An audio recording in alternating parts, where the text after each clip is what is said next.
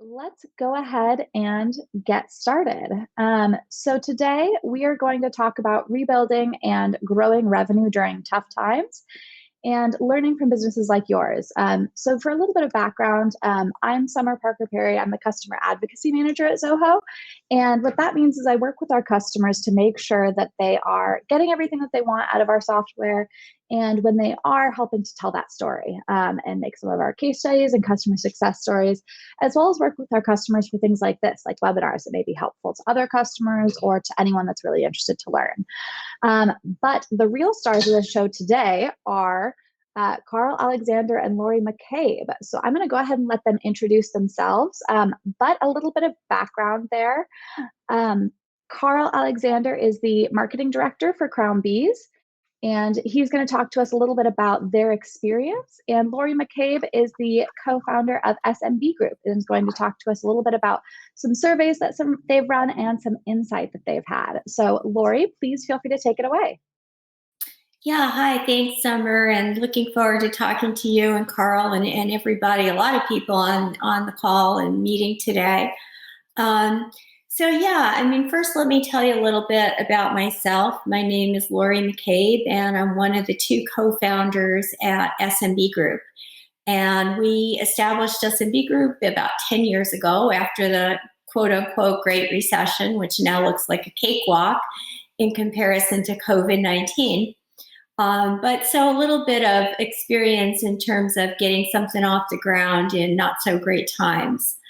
What we do at SMB Group is we focus on small and medium businesses, as the name implies, and what their business goals and challenges are, opportunities, things like that, and then how they may use technology, advisors, other things to help them achieve those goals. And over the last few months, since March, we've been doing some surveys and studies to better understand what's the impact of COVID-19 on the small and medium businesses out there. And in March, we did our first study. It was what I call the deer in the headlights study. At that point, it was basically, wow, we were all just kind of whacked on the side of the head with this huge type of issue that probably none of us in our lifetimes had ever faced before. And we knew everything was changing, but we didn't truly understand, I don't think most of us, and probably a lot of us don't still, exactly how it would unfold. And then we followed that up in July with another study, which we call SMBs Navigating a Path Forward. That's mainly what we're going to talk about today. So this second study really looked at, okay, if you made it through to July, first of all, congratulations, and I'm assuming most of you have, so congratulations to you as well. But, what have you been doing to kind of navigate through all these changes and all the uncertainty and volatility? And what's working and what's not working? And what kind of outlook do you have going forward? So, that's what I'll be doing today during the webinar, kind of giving a macro picture of what we see a lot of the small and medium business respondents from our study, which was about 750 people in North America. And, hopefully you'll find it interesting to learn, is this similar to kind of the way what I've been facing or doing, or people doing different things, and what's working sometimes and what's not. And then, obviously my co-presenter, Karl at Crown Bees, he's going to be talking more about his own personal experience. So, with that, I think we can turn it over and Karl can introduce himself. Hi, everybody. Thanks, Laurie. Thanks, Summer. And thank you all for being here. It's really exciting. Really exciting for me. I really love to share sort of our story and things that we've learned. So again, my name is Karl Alexander. I'm the marketing director at Crown Bees. Crown Bees is a small business that's been around a little over a decade, based out of Washington and Washington State. And oh, there I am. And we sell solitary bees, bee houses, and nesting materials to people all over the world, but particularly focusing on North America. And so I'm here today to sort of give you a boots on the ground report from my perspective, from my point of view, and sort of share what we've learned at Crown Bees and how it relates to all the really, really interesting information that Laurie's found, and hopefully share some of the things that we've learned that we've done right and that we've done wrong to all of you, because I know that small, medium businesses all over the world are going through very similar challenges, but we all have to adapt and change a little differently. And just a little bit of background on myself. I've been in digital marketing for my entire career. I've been with Crown Bees for a little over 2.5 years. And prior to that, I actually spent a little bit of time, or quite a bit of time. I was living in Puerto Rico when Hurricane Maria hit. And so I spent several months on the disaster relief teams down there working with government agencies on how to pull together resources after a major disaster, get messaging across and communication across to really help the people of our island. So I think all of those past little bits brought together here really helped me when this pandemic sort of came across and hit our businesses. So again, thank you for having me, and thank you, Laurie. Yeah, so, as I mentioned at the outset, the purpose of the study was really to get a better grip on the current climate of what SMBs have been doing to kind of weather this storm. And it sounds like some of you have actually not maybe had that many challenges, or your business hasn't been negatively affected, and that's great. But we do know that in our survey, about 78% of businesses said, yes, we've had a negative impact. Now, it might not have always been revenues. It could have been supply chain issues. It could be personnel issues. It could be a lot of different things. But, no question that even if it's maybe not that tough, it's a time of change. So I thought one of the more interesting things that we looked at is, okay, so everything is kind of, in a kind of topsy-turvy environment right now. So who are SMBs looking to for guidance? And what came out of that question was the answer that the top group of people that most small and medium businesses are looking to are their own customers for guidance. And I take this as a great omen, because I think that when you're, right now, and whenever you're in a time of change, but particularly with this change, customer psychology, whether it's B2B, business customers or consumers, how they buy, what they buy, when they buy, the way they want to buy, the way they want to experience service, all those things, the whole psychology around buying behavior is really changing. So I think that companies that tune in to the customer, and you may do that informally through conversations and phone calls and things like that. You may do it formally through surveys, but whatever way you're tapping into that is really critical in terms of helping you to figure out, well, what do I need to change? Well, how do I need to adapt? Or, maybe there aren't any changes needed, but to learn, what the customer wants that may be a little bit different than what you have been doing. And then the next group that really, popped out here was the business advisors. Interestingly, there's a bunch of other advisors that also feature pretty prominently: financial advisors, industry organizations, tech advisors. I won't read through everything, but I think that these advisors really go hand in hand with the customers, right? Because once you get a better understanding of maybe what customers want from you and how that may be changing, a lot of times, you say, okay, now I know what I need to do, but how do I actually execute on that? How do I implement that? How do I do that profitably? How do I do that in a way that my firm can digest the change? It's the appetite sometimes exceeds the bandwidth to actually do stuff. So these advisors are also really key, and that's a very, very good omen as well. And, I know that Karl has definitely been listening to his customers. So kind of with that in mind, I'd like to get back to kind of how what he's been doing to, to get his business oriented in a little bit of a different way. And you have to excuse me a second here because I'm trying to change the slide. Oh, I got it, Laurie. Yeah. Okay, No great. worries. So thanks, and as you're looking at these numbers on the screen, before I can even remark on that, I just have to say, like, um, looking to customers for guidance was really one of the cornerstones of what helped us reach these numbers that you see here.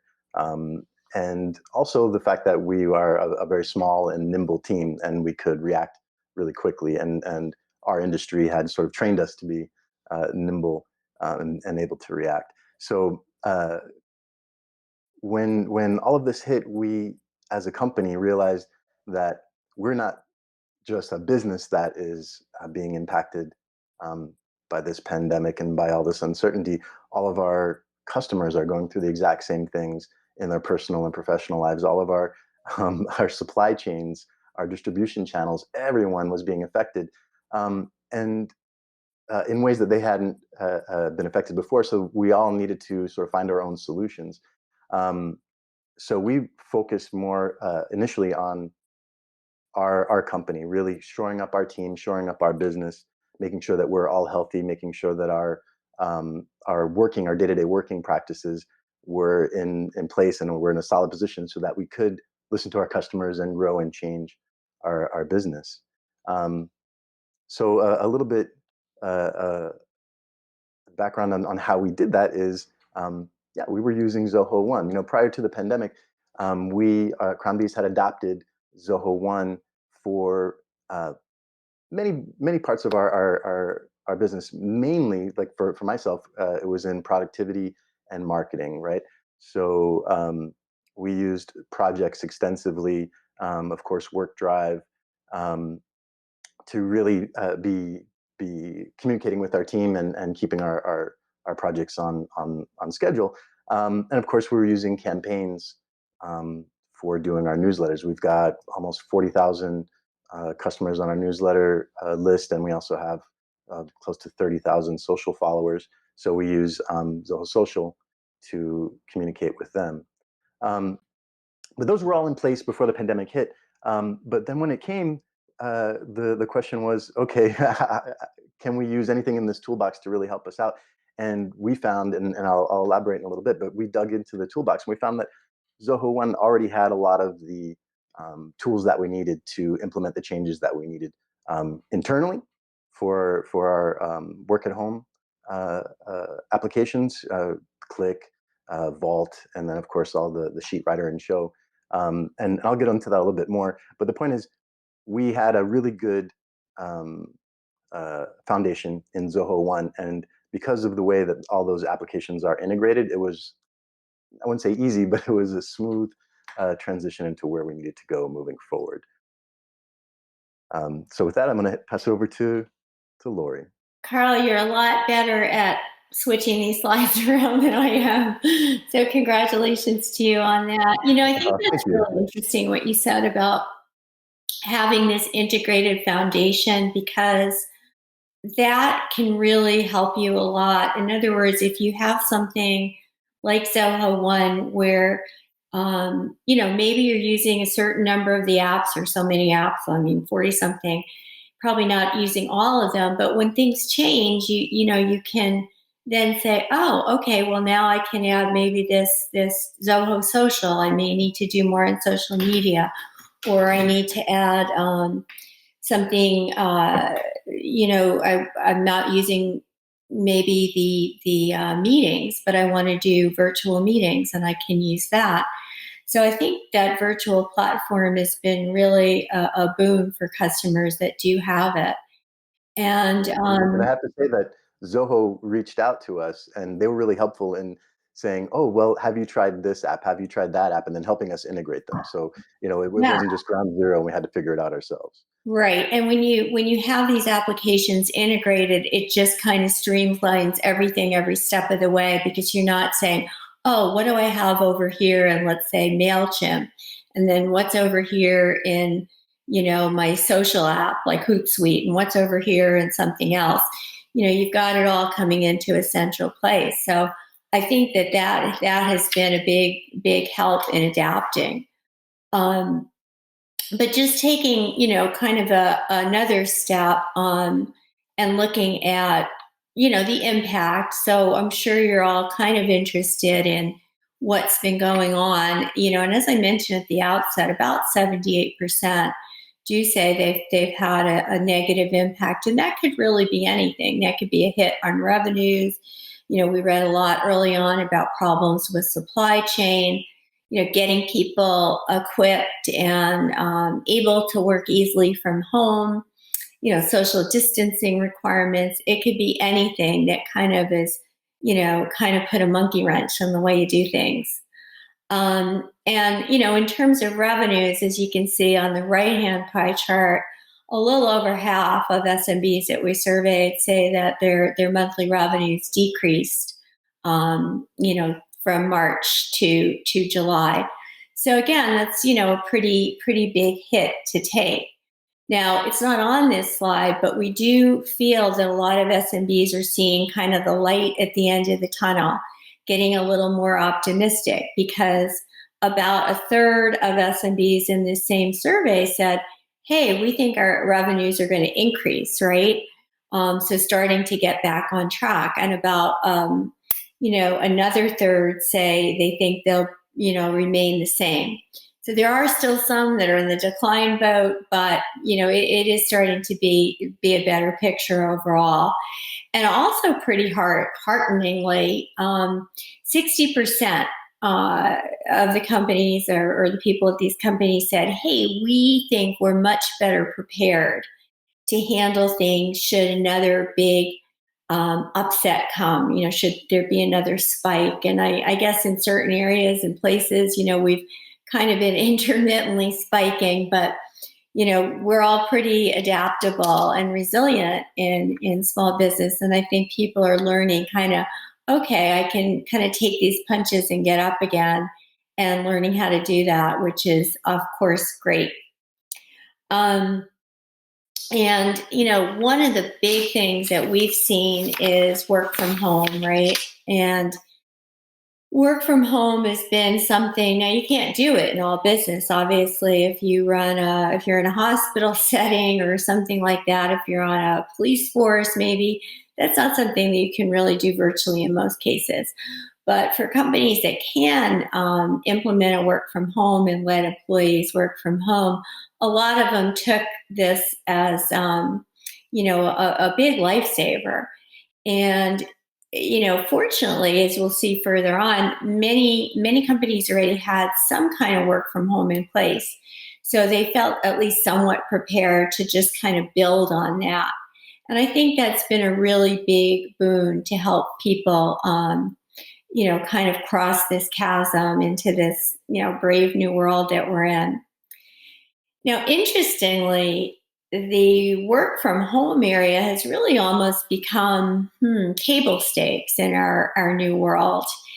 And so when we ask people, well, what's been the most valuable?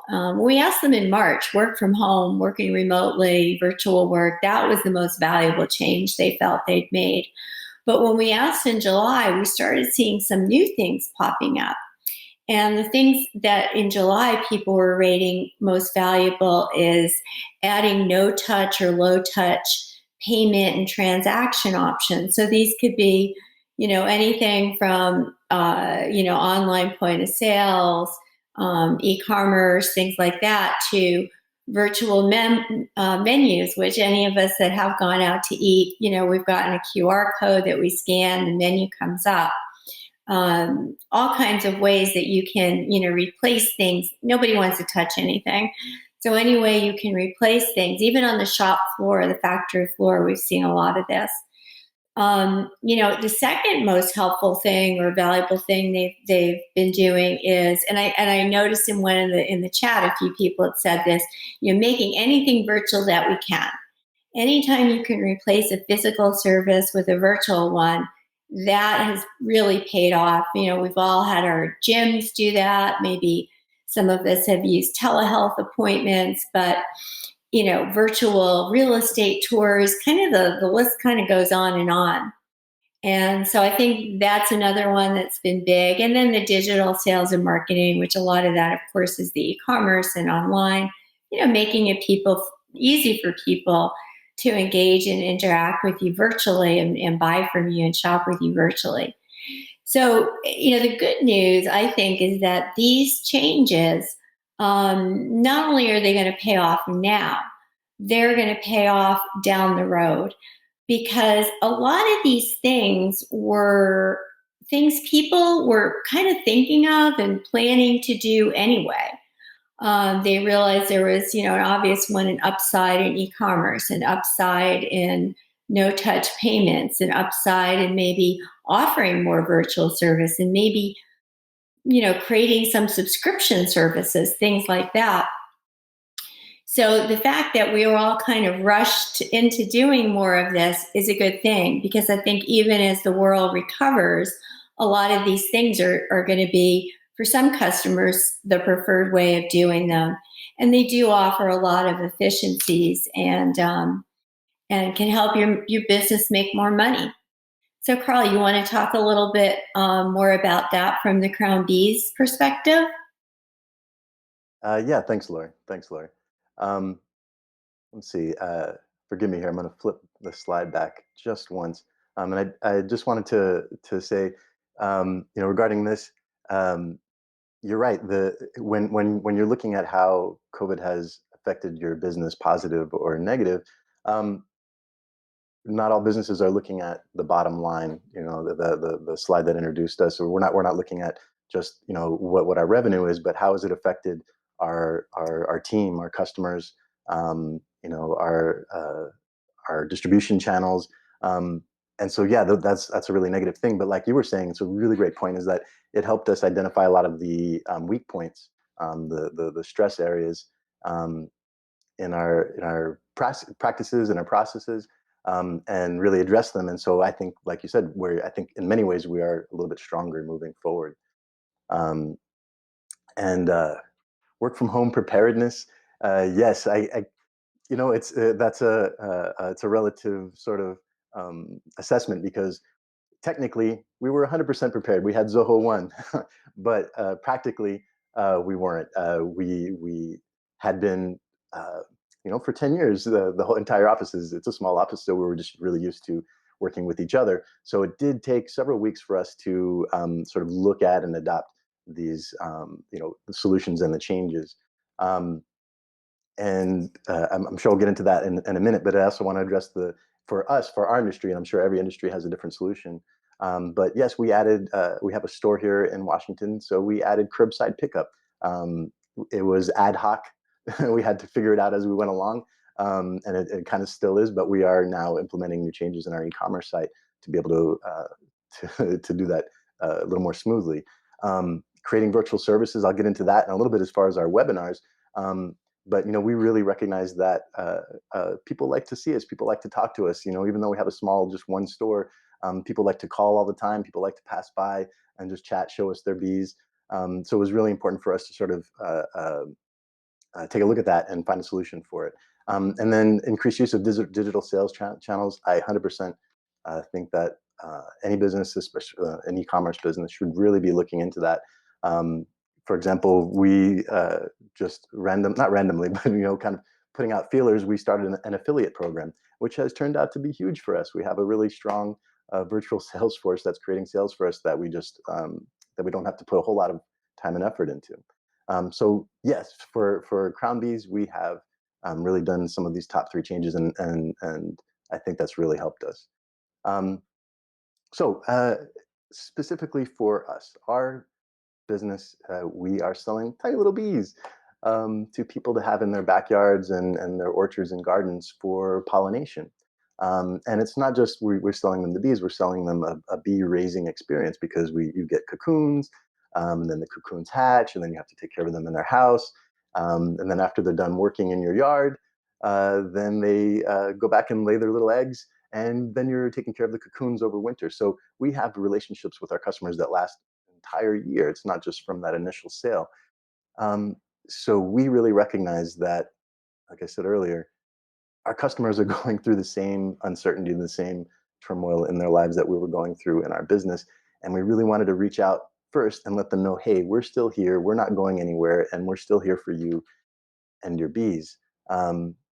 So we put a couple of ideas out, and we really wanted to try this idea of a webinar where, as you can see in the screenshot there, the owner of the company, Dave Hunter, put on a series of webinars on what is a solitary bee, and recently how to harvest your cocoons, things like that.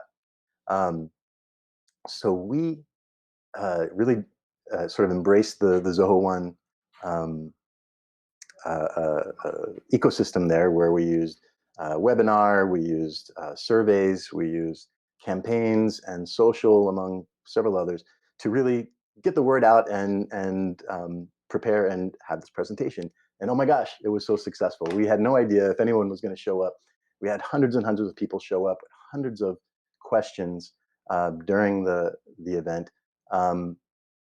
And then we followed it up with surveys afterwards and say, hey, what did you like? What did you think? And then a couple of open-ended questions like, hey, what's going on in your life? And what do you think about what's happening with crown bees? What do you think about what's happening with bees and food security in your area? And we got so much wonderful feedback, not just on confirming assumptions that we had about what our customers needed, but more things that we hadn't even thought about, things that we didn't realize, which, as it says on there, it really helped spawn some new initiatives. Like I mentioned, the curbside pickup, and coming soon, we're going to be doing sort of like telehealth, like you mentioned, Laurie, where people can, during a certain period of time, just drop into a meeting online on our website and just have a live conversation with a solitary bee expert, show us images or video or just pictures of their what's happening in their yard, and then we can sort of help them out. So those all came from that first experiment, that first check, or that first test. And so that's really what I want to get across is you're going to have to experiment. You can listen, you can have ideas, but experiment and then make some changes. We after this webinar series, we did another one that's currently running, and we changed a few things.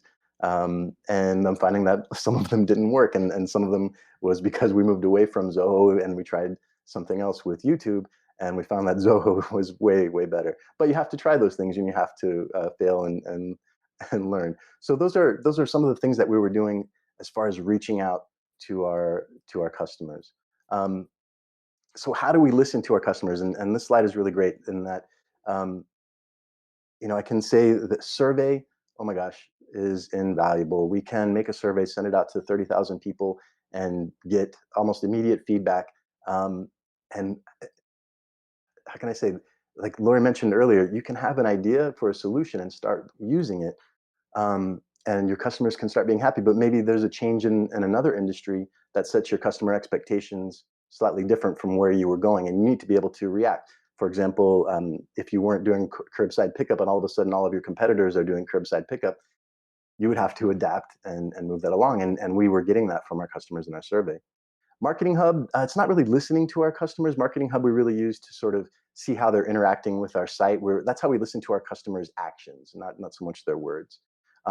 Support via desk and desk tickets. Oh my gosh, yes, hands down. We consolidated all of our support channels, or almost all of our support channels, from about 6 different areas, and recently put them into a support portal and desk. And that has increased productivity incredibly because, well, just the inherent idea of being able to manage tickets more effectively rather than emails and post-it notes and whatnot. Meetings for webinars, like I mentioned, nothing beats talking directly to the customer and hearing them in real time. Now, CRM is not really the way that our company listens to customers. We use that to sort of gauge the effectiveness of our communications and our marketing and campaigns. Through CRM, we can see all the customers that answered a certain survey, or opened a certain campaign, or how many tickets they've opened, as well as it's linked with our Magento e-commerce site, so we can also see all of their order history, etc. So CRM is really our 360 vision of the customer. And the one thing that's missing on here, oh my gosh, is social. Zoho Social, at least for our industry and for our business, is key, because customers are trying to reach you and trying to communicate with you the way that they're used to communicating, not the way that we want them or that we would expect them to communicate. No one just picks up the phone anymore. They're going to send a tweet. They're going to make a comment on Instagram. They're going to go to your Google shopping page. So social helps bring all of those together in one window to help us really manage that. And that is almost a real-time communication with our customers. So that has been key. So I'm going to pass it over to Laurie again to sort of explain this next slide. Thanks, Karl. Yeah, I really liked what you said about experimenting because, clearly here in this survey that we did, dealing with uncertainty and changing market conditions came out as the number one challenge that SMBs felt they're facing. And then that's in July, so that's a few months in. And I think it came up pretty strongly in the poll that Summer took at the beginning of this as well.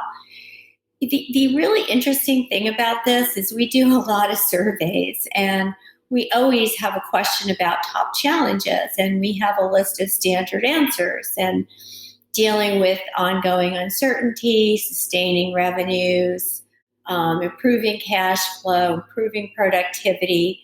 Those kinds of things are always in these surveys.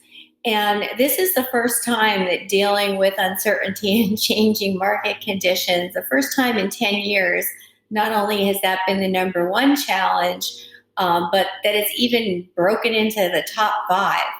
So, it just kind of underscores the fact that, yeah, things are kind of constantly evolving. And so, as Karl said, not being afraid to try something, tweak it, whether around the edges or just try something totally new is often the path that's going to lead you to figure out what can work better. I think one of the other interesting things that we found is some of the responses that we did add in due to COVID were things like operating under new social distancing and safety requirements, reopening our business, pivoting our business. And as you can see, this operating under new requirements came out as number 2. And so I think especially if you're in the brick and mortar area, or restaurant or anything that depends on foot traffic, this has been a very, very daunting kind of challenge. And so some of these challenges are honestly challenges that small and medium businesses have never faced before. Right, because the rules of the game are changing underneath our feet, right? Absolutely. The rules of the games the game is changing, and this is a great time for companies to say, hey, we're always thinking about trying this or trying that, and a good time to try it.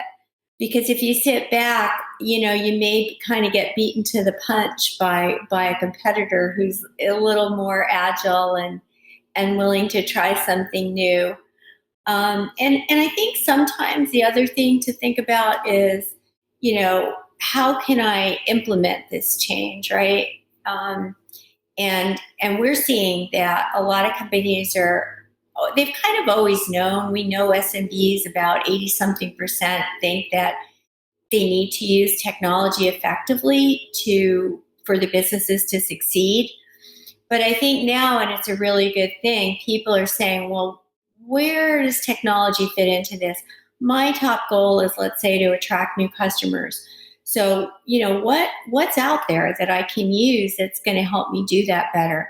So really, for a lot of these things on the list in this day and age, if you have any kind of business that you want to scale at all, it's probably going to be something that you're going to want to get some kind of business solution in place to help you do that.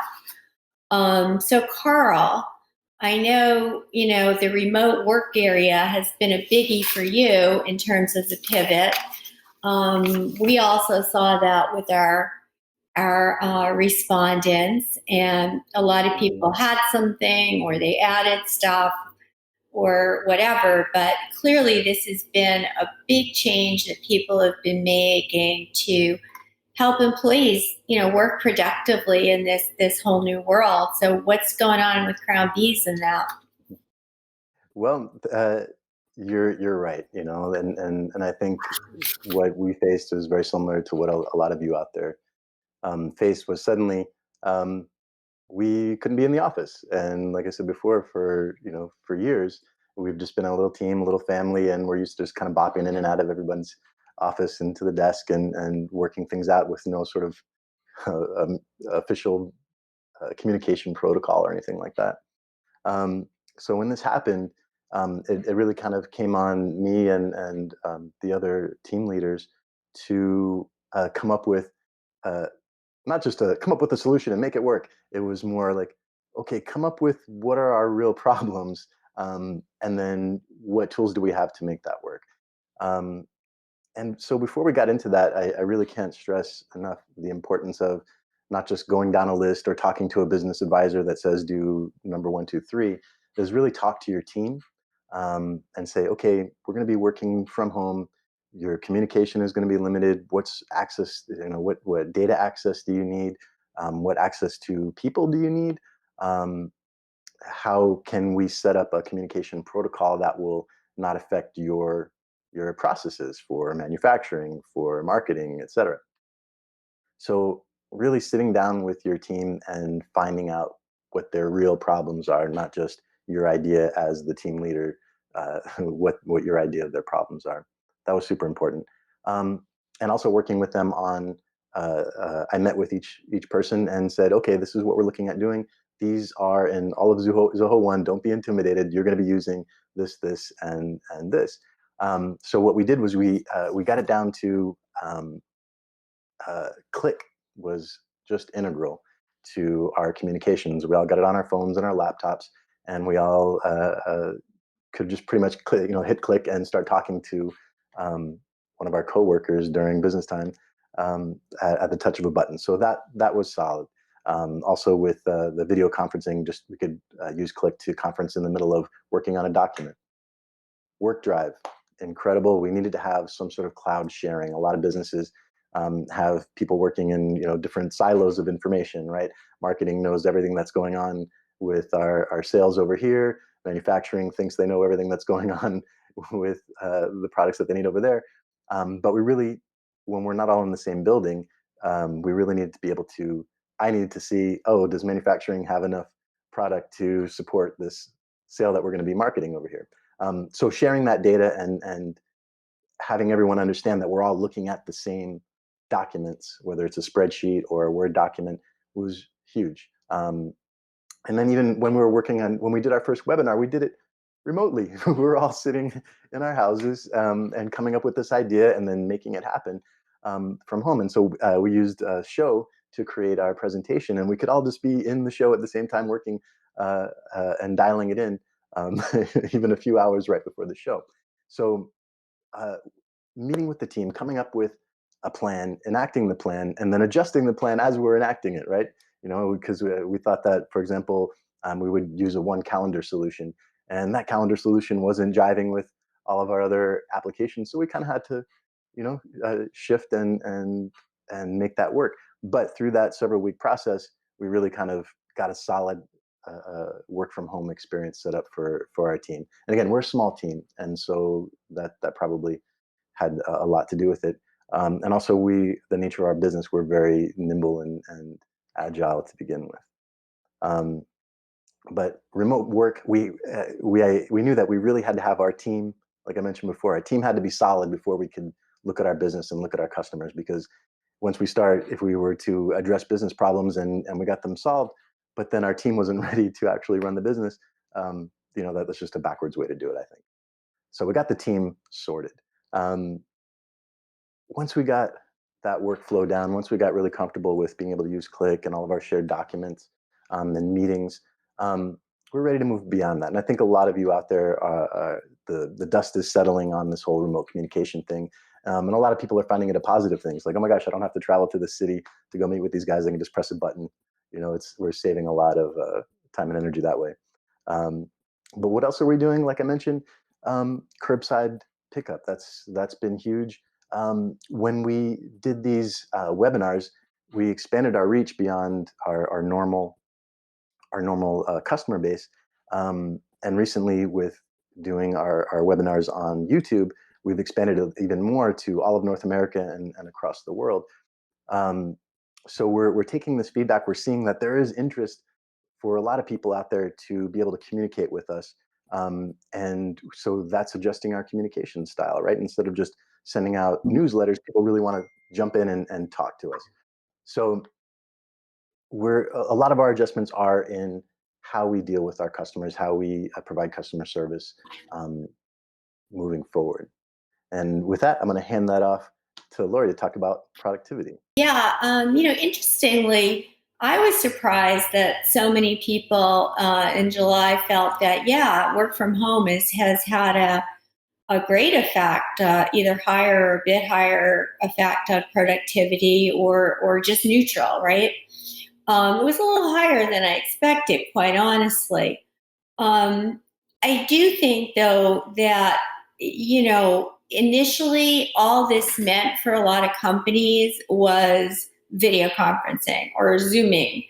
And, Right, right. we have been getting into this whole fatigue with all of that. And one of the things I think is really important is thinking about the fact that, just like in your normal businesses, everybody's spending all their time in meetings and, but not really able to get much done. That's not good. So you want to make sure that in addition to your meetings and video conferences and things like that, you have all the other things you need to collaborate effectively, online file sharing and group chats and things like that. But you also have, the basic productivity tools, the email, calendar, of course. But you also have the applications you need online, so everybody can see, let's say, what's going on in financials on the same page, not like you're doing them in Excel spreadsheets, that kind of thing. So I think, as we get more down the road with this, people are going to realize it's not just about the collaboration in meetings, it extends beyond that. And so that's important. The other thing that we don't talk that much about, but I think is critical, is, not overdoing it. I know a lot of companies, they always, now meetings are 25 minutes or 50 minutes if they're online, so people have a great time. And they do fun things, maybe send everybody stuff to have cocktails at the end of the day, and everybody can make the same Moscow Mule or whatever, or send everybody all the toppings for Sundays, or send them some cool coffee and let everybody have a nice coffee break and chat. So I think those things are going to become more and more important too, as we go down the road. Now, Karl, I just wanted to also check with you and say, looking at all of this, what kind of is the most important advice that you have as a small business that's really been doing well for them going forward?